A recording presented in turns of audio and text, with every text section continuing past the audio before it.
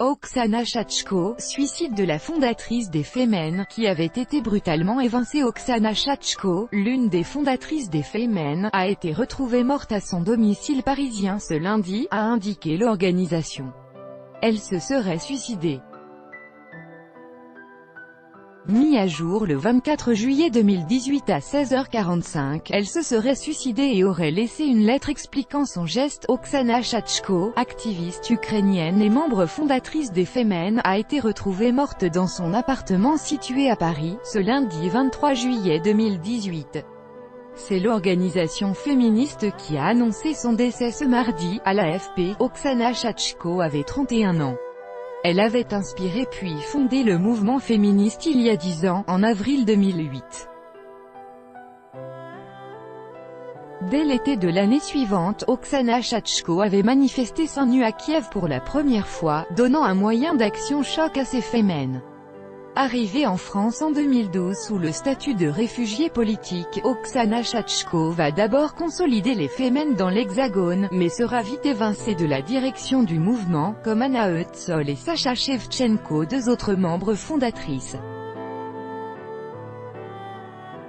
Dans une enquête parue en septembre 2017, Olivier Goujon a raconté cette éviction brutale par le menu et le changement opéré dans la direction des Femen depuis leur création. Dans le livre « Femen, histoire d'une trahison », Max Milo, le journaliste, qui a suivi le parcours du groupe depuis l'Ukraine jusqu'en France, pointait la responsabilité d'Ina Shevchenko dans ce gâchis, celle qui est aujourd'hui leader de l'organisation et celle-là même qui a annoncé le décès d'Oksana Shachko aujourd'hui. Olivier Goujon a notamment expliqué comment les Femen, au départ animées par des personnes à elles, engagement sincère, profond et désintéressé, ont fini par être récupérées politiquement par d'autres qui n'ont cessé d'être dans le calcul ou la récupération, jusqu'à plonger le mouvement dans un système marqué par un ego trip malsain, le harcèlement moral sur personnes vulnérables et la mise en danger d'autrui. Sacha Shevchenko et Oksana Shachko seront selon lui purement et simplement chassés du mouvement, avec une violence inouïe.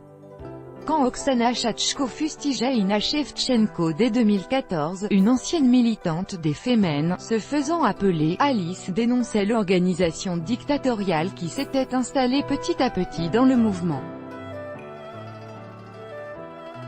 Loin de l'esprit très ouvert et très libre voulu par Oksana Shachko, qui avait conceptualisé le sextrémisme et qui imaginait que n'importe quelle femme pouvait devenir Femen librement, cette dernière évoquait des règles qui s'appliquent à certaines mais pas à d'autres. Selon elle, un phénomène de meute avait provoqué la mise à l'écart de nombreuses militantes au moindre désaccord.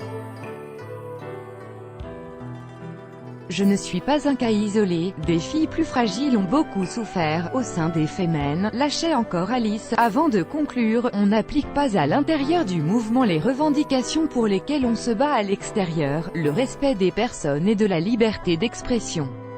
La même année, Oksana Shachko, qui expliquait toujours être une Femen, justifiait une scission dans le mouvement entre les Femen France, incarnées par Ina Shevchenko, et Femen International, qu'elle avait rejoint.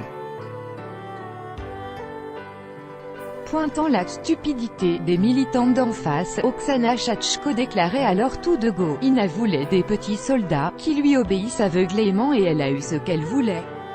Oksana Shachko racontait par ailleurs que quand elle a refusé d'être membre de Femen France, la serrure de la porte de sa chambre dans le QG de Clichy a été cassée, ses affaires mises dehors.